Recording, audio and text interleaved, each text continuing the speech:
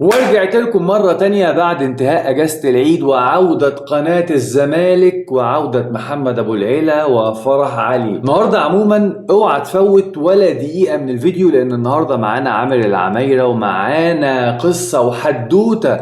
أتاري الحدوتة طلعت حدوتة تأديبية. هبدأ معاك الأول كده بشوية مقبلات. تمام. الأستاذ المثقف أو اللي هو بيدعي إن هو مثقف وعايش في دور بقى على رأي وسام سالم صديق انفانتينو، معتز الشامي. لقيته منزل بوست على الفيسبوك في ظل بقى ايه اللغط اللي شغال اليومين دول على تجديد حسين الشحات من عدمه.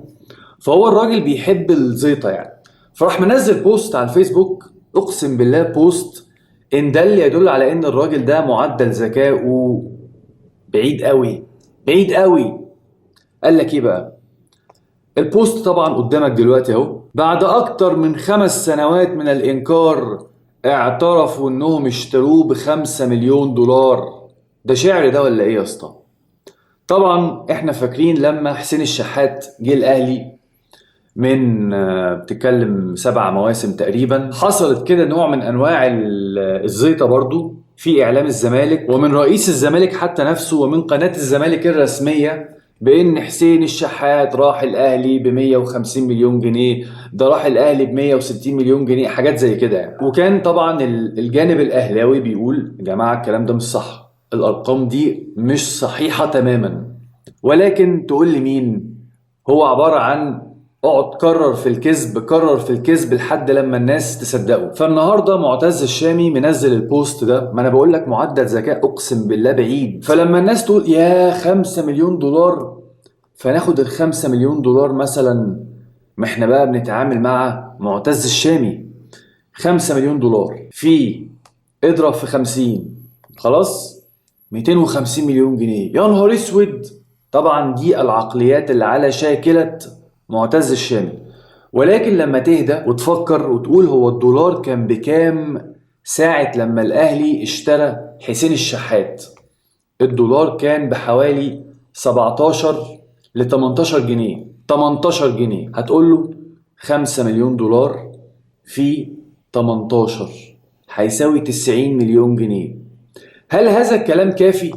يعني لما معتز الشامي ينزل بوست من يلا كورة خلاص نقول كده تمام وده مصدر موثوق؟ لا، رحت على ترانسفير ماركت. تمام.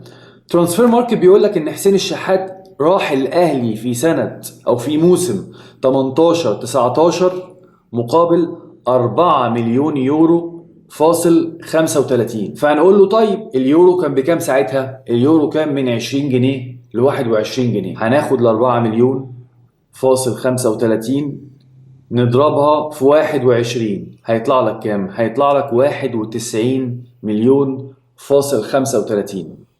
إذا أنا همشي مع الرقم الأكبر 91.35. معتز يا شامي أنا عايز أقول لك إن أنت موقفك حرج جدا جدا، لأن أنت البوست اللي أنت منزله ده لو في 3 بيتفرجوا عليك وشغلوا مخهم لمدة دقيقة واحدة هيعرفوا إن أنت بنفسك اللي بتبرأ النادي الأهلي من تهمة ده حسين الشحات كان جاي ب 160 مليون جنيه. واوعى تنسى قصة بيزيرا يا معتز، افكرك بيها هفكرك بيها. بيزيرا يا جماعة لما نادي الزمالك اعلن ان هو اشتراه تم تسريب رقم لكل الاعلام المصري والزملكاوي ان بيزيرا جاي ب 600 الف يورو.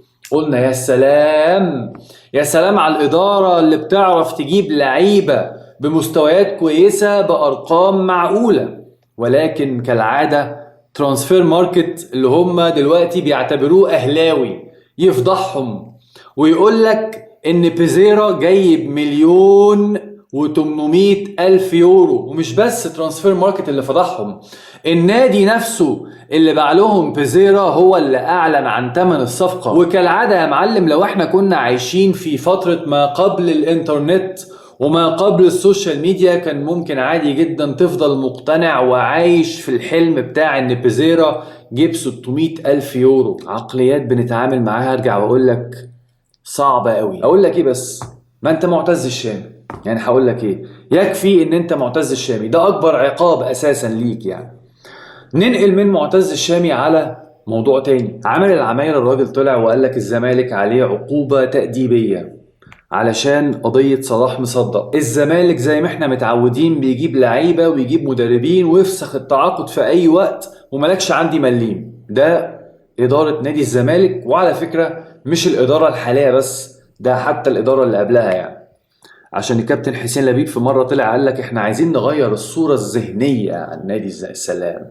الصورة الذهنية ما علينا. طلع عامل العمايرة وقال لك العقوبة، وقال لك ان في قضية، وقال لك ان في حكم، والكلام ده من 9 ابريل عند نادي الزمالك وعند اتحاد الكورة. طيب انت بقى مستني ان الناس اللي على السوشيال ميديا الزملكاوية، الناس اللي هم المفروض الصفوة الناس كلها، وكأن جالهم تعليمات يقولوا جملة واحدة. جملة يعني ايه خبير لوائح؟ يعني مش فاهم ايه خبير لوائح دي؟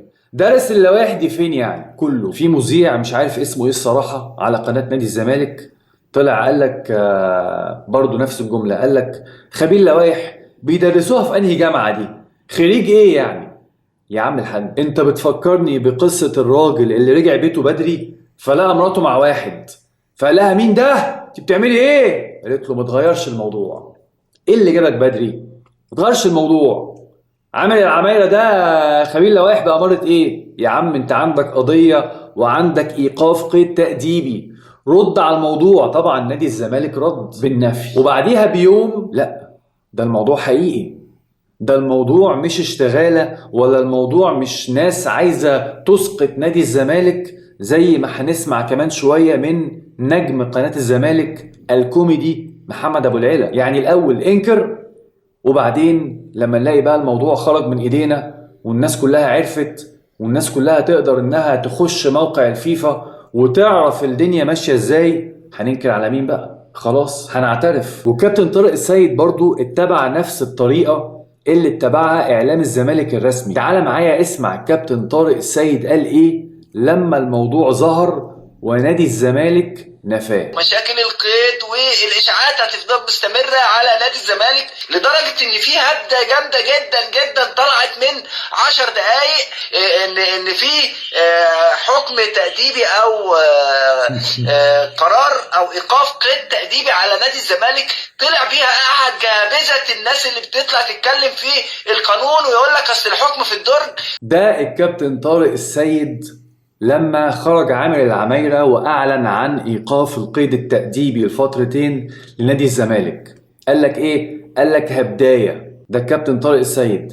تعال بقى نسيب الكابتن طارق السيد ونروح للكابتن طارق السيد برضو، ولكن بعد ما تأكدوا إن الموضوع حقيقي وإن قناة الزمالك هي اللي طلعت هبداية لما نفت موضوع إيقاف القيد التأديبي. وارجع وأقول لك الناس دول ما بيتكسفوش. اسمع معايا بقى طارق السيد بعدها بيوم قال ايه. من الامس للنهارده بعد صدور حكم قرار ايقاف القيد لفترتين بسبب مستحقات المغربي صلاح مصدق. وهو مش بس بسبب ايقاف القيد فترتين، لا ده كمان ايقاف قيد تأديبي ضد نادي الزمالك. واي حد يقول لك غير الكلام ده قول له لا معلش. اي حد زي مين يا كابتن؟ الناس كلها اي حد زي مين؟ زيك مثلا؟ يعني انا اخد اخباري من مين؟ من طارق السيد ولا من طارق السيد؟ طارق السيد بتاع يوم الثلاث ولا طارق السيد بتاع يوم الاربعاء ولا طارق السيد بتاع يوم الخميس؟ ما انت كل يوم برأي وكل يوم بمعلومة وكل يوم بحدوتة. الحدوتة طلعت تأديبية.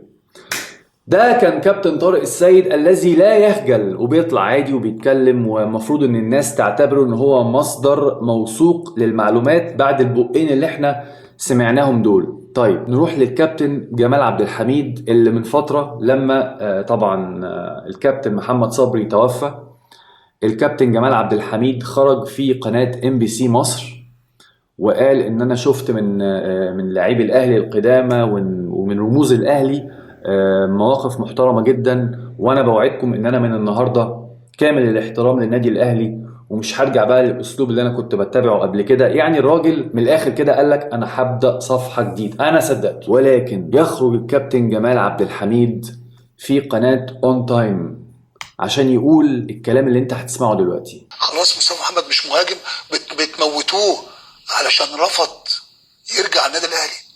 هو ده هو ده مصطفى محمد اللي يعني انتوا ايه رفض كلكم يرجع النادي الاهلي فعشان كده منضمش؟ الراجل ما قال العلاقه؟ كابتن جمال، عيب جدا لما تكون الكابتن بتاع منتخب مصر في كأس العالم 90 وعندك تاريخ في النادي الأهلي وتاريخ في نادي الزمالك، بل وطلعت من كام شهر وقلت خلاص يا جماعة أنا مش هتبع الأسلوب اللي أنا كنت بتبعه مع النادي الأهلي وكل الاحترام والتقدير للنادي الأهلي، ومع ذلك تطلع تاني وتقول نفس الكلام اللي انت عارف كويس جدا انه مش حقيقي عن مصطفى محمد. حسام استبعد مصطفى عشان مصطفى رفض الأهلي. أنت تعلم يا كابتن جمال إن الموضوع ده مش حقيقي. أنت عارف يا كابتن جمال إن حسام حسن استبعد مصطفى علشان في موقف شخصي من تصرف اتصرفه مصطفى محمد مع حسام، والموقف ده ما يعديش مع حسام. أنت عارف ده، ولكن انت طالع بتقول هذا الكلام عشان للأسف انت عارف ان هو ده الكلام اللي هيجيب مع جزء كبير او شريحة كبيرة من جمهور الزمالك اللي بيحب يسمع الحاجات دي. فانا حزين جدا جدا ان انت رجعت عن كلامك اللي انت قلته بنفسك من كام شهر، وللأسف نفس نسخة جمال عبد الحميد ما قبل وفاة محمد صبري هي نفس النسخة ما بعد وفاة محمد صبري الله يرحمه. تعال معايا بقى على أحمد سليمان، عضو مجلس إدارة نادي الزمالك اللي ماشي بقاعدة واحدة فقط لا غير، أو قاعدتين الحقيقة. القاعدة الأولى، لما يكون في نجاحات فأنا جزء من هذه النجاحات وأنا سبب مباشر في هذه النجاحات، وأنا كنت بروح مع الفريق وكنت بحضر المعسكرات مع الفريق وكنت بدعم الفريق، القصص دي.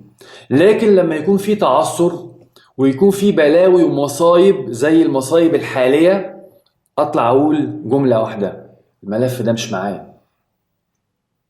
او اطلع اقول مجلس الادارة الحقيقة يعني مهمشني، محدش بيقول لي. كابتن احمد سليمان طلع مع مهيب عبد الهادي، ولما اتسأل عن فكرة صلاح مصدق والعقوبات التأديبية اللي على نادي الزمالك وعلى الرخص بتاعة افريقيا، وهل الزمالك هيطلع رخص ولا مش هيطلعها، الراجل قال لك ايه؟ ده سراب. بيتكلم على فكرة ان الزمالك هيتم ايقاف قيده فترتين ايقاف تأديبي عشان تكرار المخالفات، قال لك ده سراب. طب الزمالك هيلعب دوري ابطال ولا مش هيلعب؟ طب افرض الزمالك معرفش انه يطلع الرخص، افرض الزمالك معرفش انه يدفع، هيلعب ولا مش هيلعب؟ هيلعب ازاي؟ هيلعب، مالكش دعوه. وبعدين ايه؟ لسه بقى هتبدا تخش معاه في حوار يقول لك هو محدش بيتكلم عن النادي الاهلي ليه؟ يا عم انت مالك ومال النادي الاهلي؟ انت عضو مجلس اداره نادي الزمالك اللي بيمر بفتره هي الاسوأ عبر تاريخه، وبرضه مفيش فايده. وهو النادي الاهلي العقد بتاع تورب ده يا جدعان هاتولنا اللي عمله، والعقد بتاع ريبيرو ومساعدين ريبيرو، انت مالك ومال الاهلي؟ انا هجيب عضو مجلس اداره النادي الاهلي واتكلم معاه في القصص دي اللي هي اساسا ما تجيش 1% من البلاوي اللي عندك. الاهلي ما عندوش ايقاف قيد تأديبي سواء دفع او ما دفعش فلوس يا حبيبي. الاهلي ما عندوش 18 قضية ولا 16 قضية وبعدين تصحى تلاقيهم بقوا 19. الاهلي ما عندوش الحاجات دي. الاهلي عنده بعض المشاكل واتكلمت انا عنها هنا بدل المرة 3 و4 و5.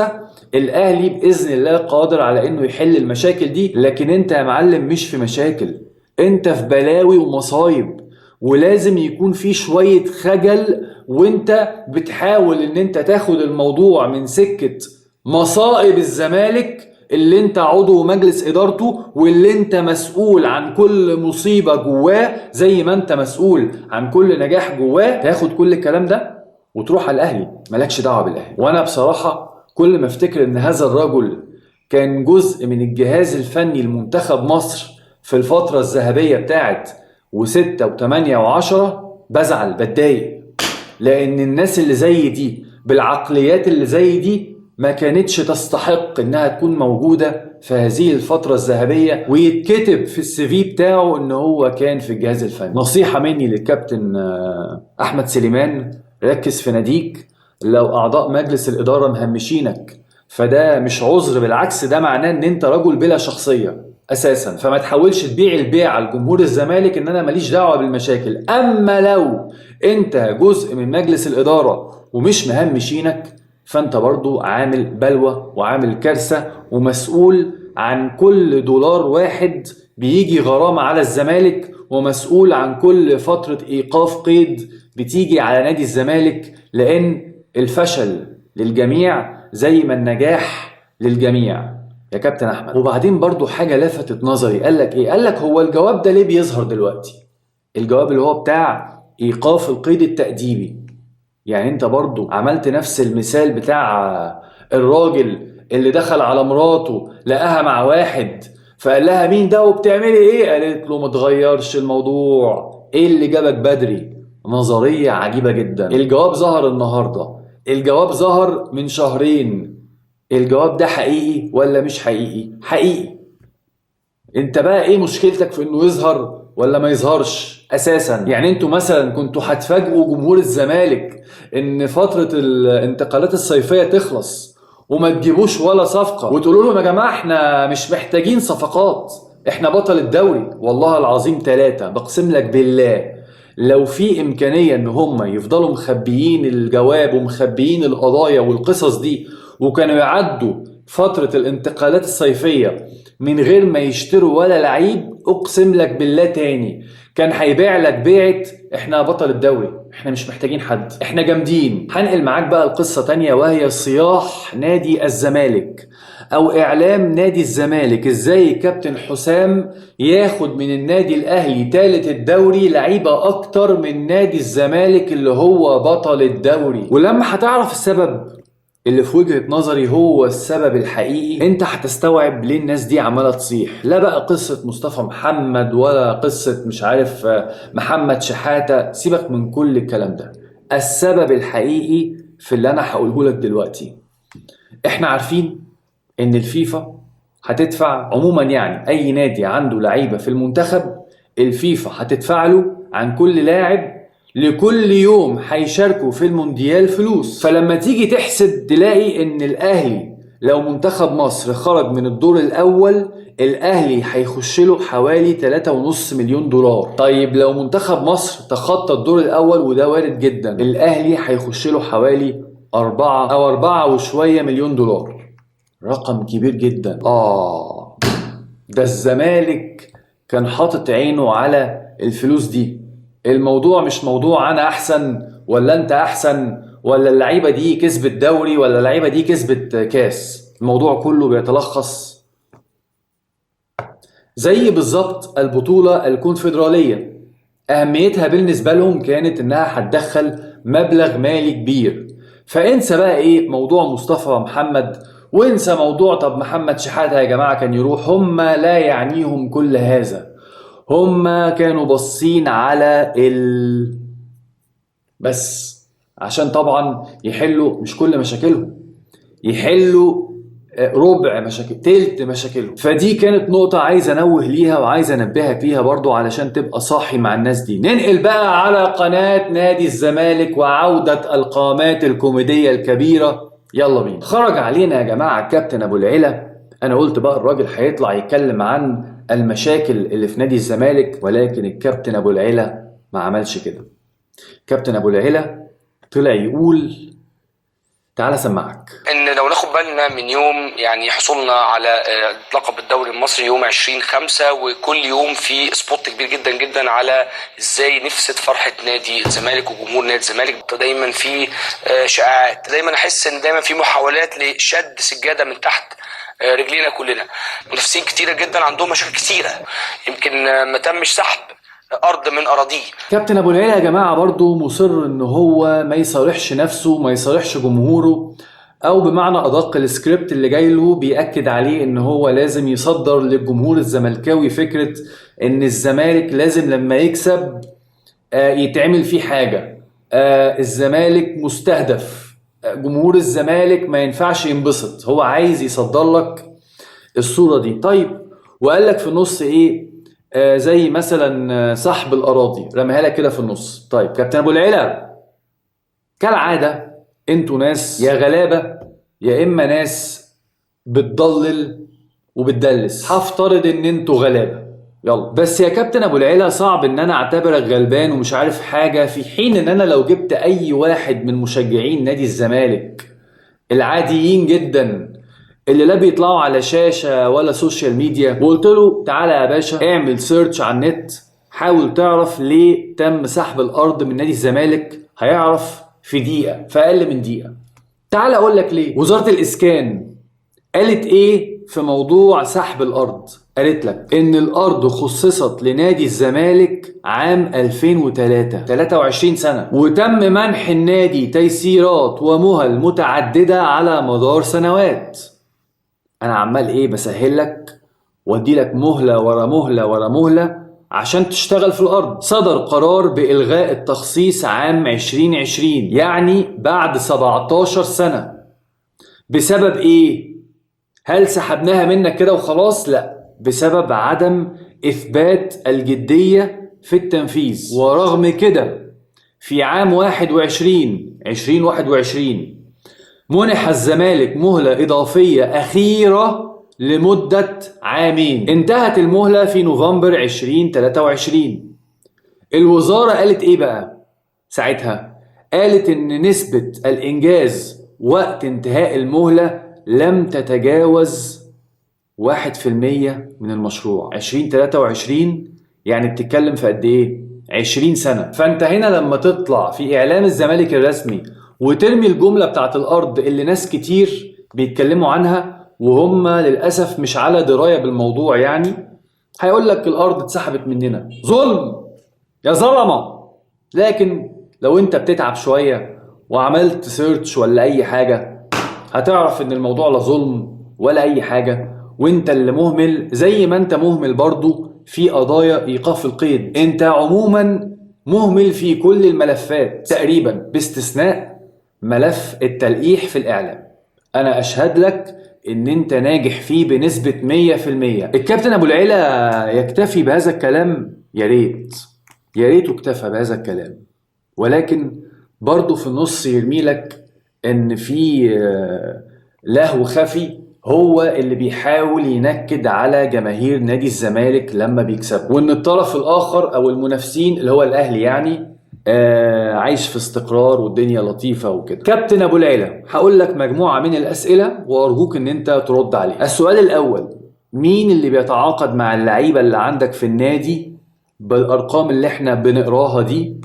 وبعدين نسمع بعد كده إن النادي فسخ التعاقد وما دفعش الشروط الجزائية للعيبة، أو إن النادي لم يلتزم في دفع الأقساط بتاعة حقوق اللعيبة. مين النادي اللي بيتعاقد مع المدربين وبرضه بيحصل نفس الفكرة، افسخ تعاقد مش هندفع حاجة، نتقابل في المحكمة، أو المدرب يقعد شهور دون أن يتقاضى راتبه؟ مين النادي اللي بيعمل كده؟ نادي الزمالك.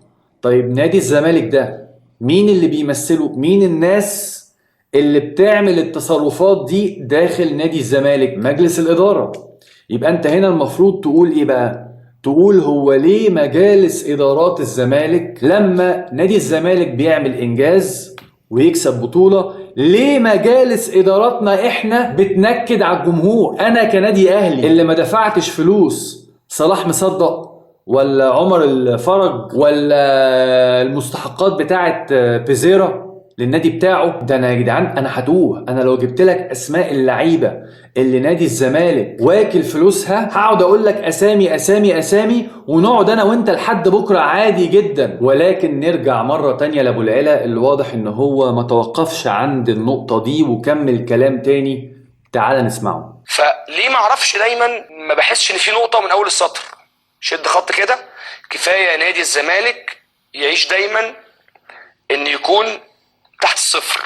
ليه ما تشدش خط بقى مرة ونصفر العدادات كلها ونقول ان يا جماعة يحق علينا نادي كبير زي نادي الزمالك بتاريخه الافريقي، باول واحد كان عنده ريادة في الحصول على كذا بطولة. كابتن ابو العلا بيقول لك عشان الزمالك عنده الريادة الافريقية في الفوز بالبطولات، يعني في اشارة منه ان الزمالك هو اللي كسب الاول البطولات الافريقية، لازم بقى ان احنا ايه نقف جنبه ونصفر له العدادات. انت يا زمالك عليك 7 مليون 8 10 مليون دولار، صفر العدادات. انت ما عليكش ولا مليم. انا مش فاهم الحقيقة النظرية دي، مش فاهمها. يعني انت ممكن تعمل النظرية دي مثلا لو الزمالك وهو ده حقيقي، في ديون عليه لجهات في الدولة، وده حقيقي وموجود. ماشي، نتكلم في الحتة دي، نصفر لك يا عم العدادات، تمام اوكي. هو اصلا الزمالك ما بيدفعش يعني عموما يعني، سواء عليه او مش عليه، ولكن هنصفر ازاي عدادات لناس محترفين جم لعبوا عندك كلعيبة وجم اشتغلوا عندك كمدربين وليهم فلوس؟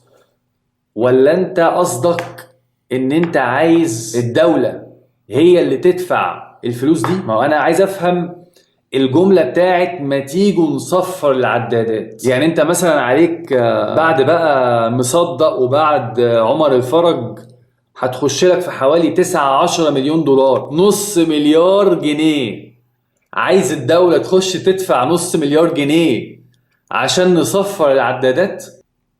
هي وجهة نظر عجيبة جدا. وبعدين بقى تعالى لو بتتكلم في موضوع علشان انا عندي الريادة، لا مش انت اللي عندك الريادة والله. حاجتين، اولا النادي اللي عنده الريادة في الفوز بالبطولات الافريقية، النادي الاسماعيلي هو اول نادي مصري حصل على دوري ابطال افريقيا. ده تاريخ يا كابتن، الا اذا انت عايز تغير او تزور في التاريخ، وانتوا الحقيقة ملوك في حتة تغيير التاريخ. مش كل زملكاوية، في ناس محترمة كالعادة، بأكد على الحتة دي، في ناس محترمة، مش بكلم الناس دول، بكلم الناس اللي بيحبوا يزوروا في التاريخ. فأول حاجة مش انت اللي عندك الريادة.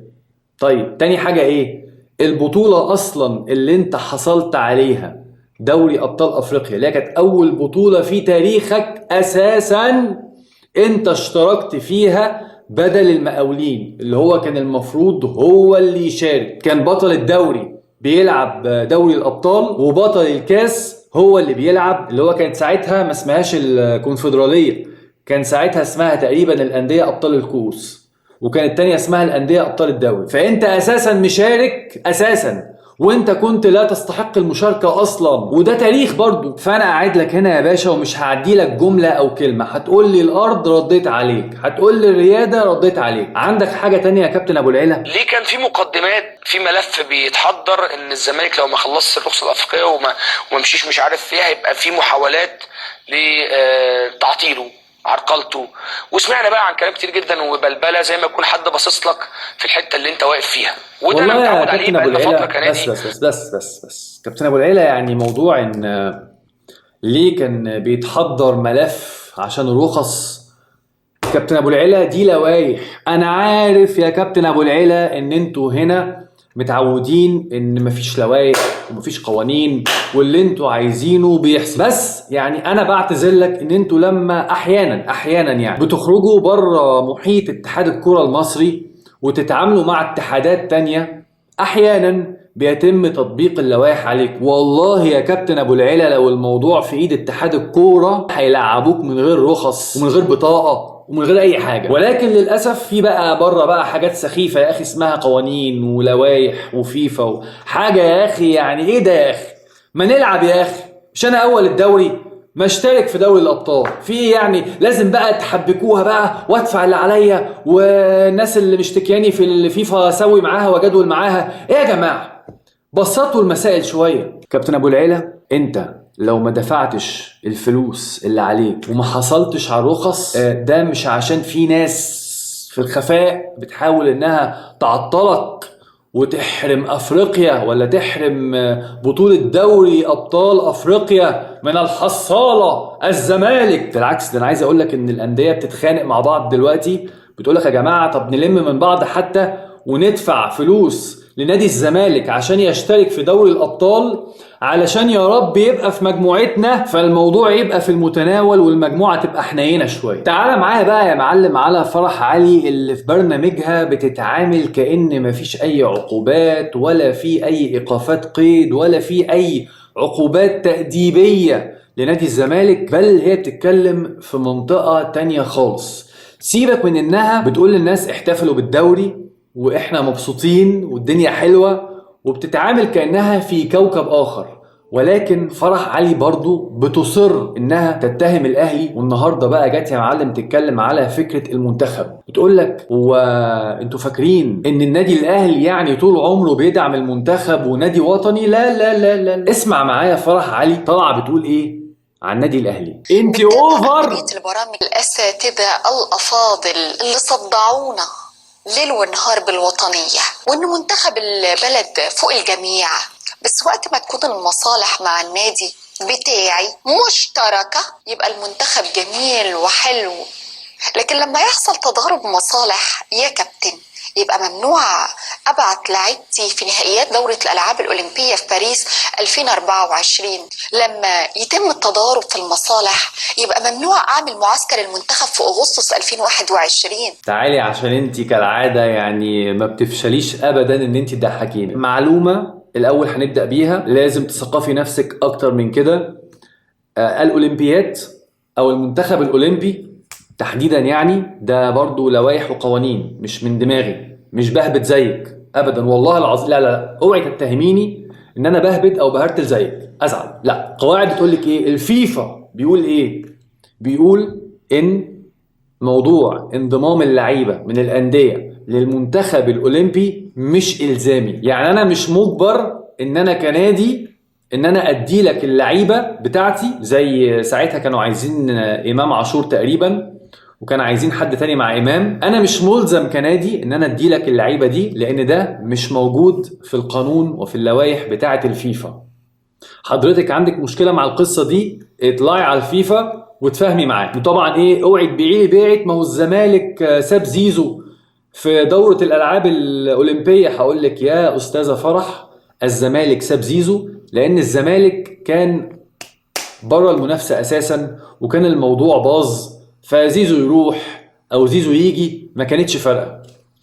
تاني حاجه، طالما بقى احنا بنتكلم عن الاولمبيات، طب انت ليه ما قلتيش ان النادي الاهلي في الاولمبيات اللي قبلها ساب من عنده لعيبه تروح المنتخب، 5 أو 6 لعيبه من ضمنهم الشناوي الحارس الاساسي للنادي الاهلي اللي تألق هناك في الاولمبيات وعمل بطوله ممتازه. والاهلي في الفتره اللي اللعيبه لعبت البطولة الأولمبية فقد نقاط في صراعه على الدوري وبسببها خسر الدوري، أو من ضمن الأسباب، مش عايز أدلس وأبقى زيكم، لا كان واحدة من ضمن الأسباب إن النادي الأهلي يخسر الدوري إن لعبته راحت الأولمبيات.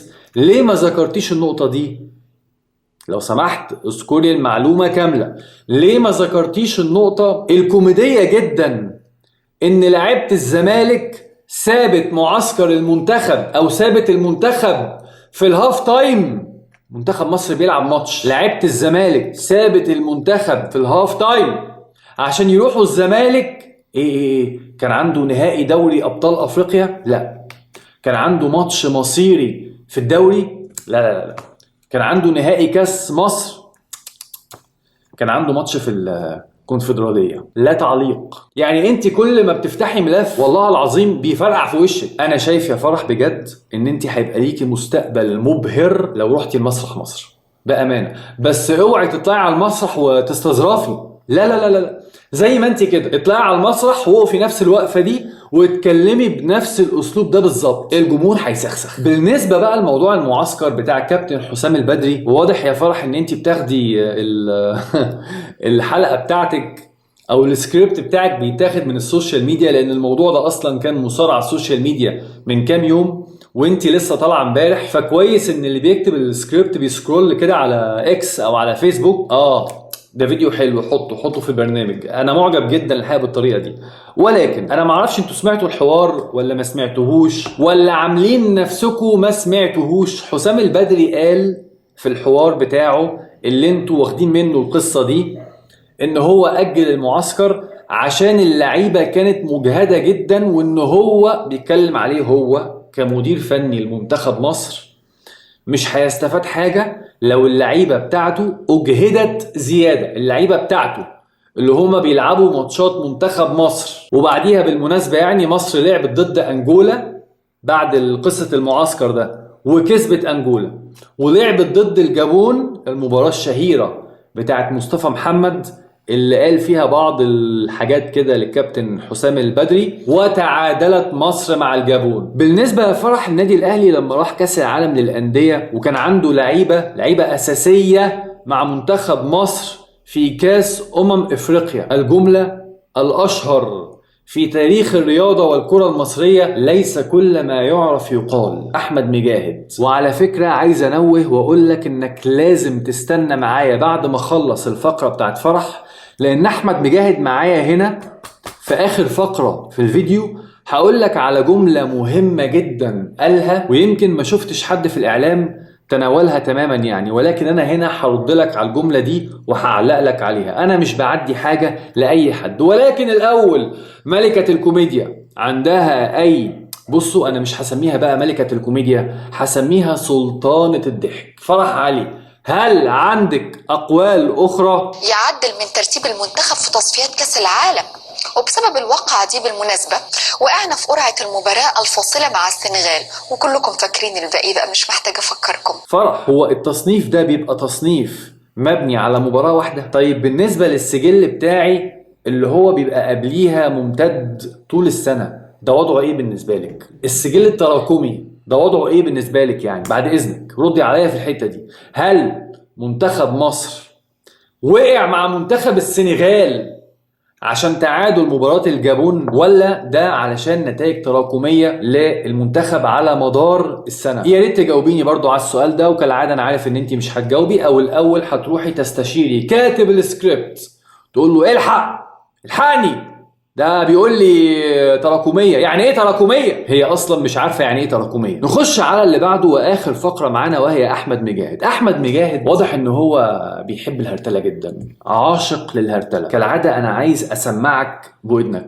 من أسوأ القرارات من وجهة نظري في تاريخ النادي الاهلي هو انسحابه في مباراة الزمالك، بسبب انسحاب الاهلي في نادي الزمالك كل التداعيات اللي بتحصل النهارده ده كان سببها القرار ده. ليه؟ لان القرار ده اضطرك ان انت عايز ترضي الجمهور فتجيب صفقات ايا كانت تكاليفها، فكانت الصفقات عاليه جدا فبدات تجيب صفقات كبيره. وجهه نظري ده. لا بس هم جابوا صفقات عشان عندهم كاس عالم للانديه. انا بقول لك تحليلي.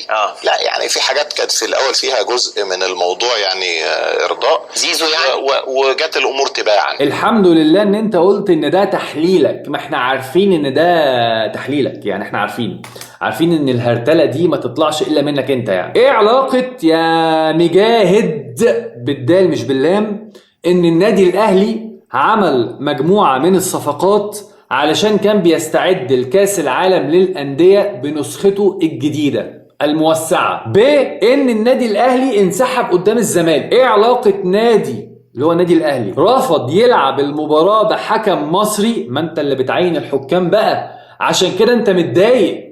ايه علاقه ده بان انا رحت جبت صفقات عشان ارضي الجمهور؟ ايه يا عم الحاج، يا عم الحاج، دي الهرتله ليها سقف يعني، في سقف كده وانت طالع بتهرتل هرتل هرتل هرتل هرتل هرتل مش هينفع بقى.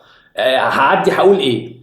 مجاهد كسر السقف ده وطلع فوق. يا عم مجاهد لما تيجي تهرتل اعمل لنفسك ليميت، لكن ما تقولش كلام ملوش علاقه ببعض وما يركبش على بعض اساسا، لدرجه ان المذيع الزملكاوي اللي قدامك بيقول لك ما هو الاهلي عنده كاس عالم للانديه.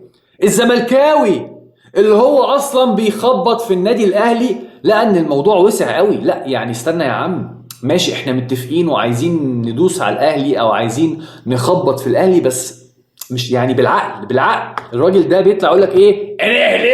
انا اهلاوي بس حقاني. الراجل ده اللي هو من كل كلامه في الحوار مع هاني حتحوت واضح ان هو في حالة، هقول حرب بلاش حرب، في حالة خصومة مع النادي الاهلي، عمال يلقح على النادي الاهلي 3/4 الحوار. خلصنا النهارده في حلقه كانت طويله لان احنا كنا يعني غايبين في الفتره اللي فاتت باستثناء الحلقه اللي انا نزلتها من حوالي يومين. عايزك بقى تقول لي رايك في العك اللي احنا سمعناه ده. قول لي رايك في فرح علي وكلامها عن اتهامها للنادي الاهلي انه مش نادي وطني وانه بالمزاج. قول لي رايك في احمد مجاهد والهبد اللي قاله ده قول لي رايك في كلام ابو العلا وتصدير فكره ان الزمالك نادي بيتحارب. قول لي رايك في كل اللي احنا سمعناه النهارده مع بعض واللي احنا علقنا عليه مع بعض النهارده. قول لي رايك في معتز الشامي، اوعى تنسى. قول لي رايك في جمال عبد الحميد، اوعى تنسى. هقرا كل التعليقات باذن الله. وفي النهايه بقى يا معلم ما تنسانيش باللايك، اوعى تبخل باللايك، هزعل منك بجد. اللايك دي مهمه جدا جدا، ما تستهونش بيها. ولو مش مشترك على القناه اشترك على القناه، واشوفكم ان شاء الله في فيديو جاي واحنا بنرد على المجره الزملكاويه.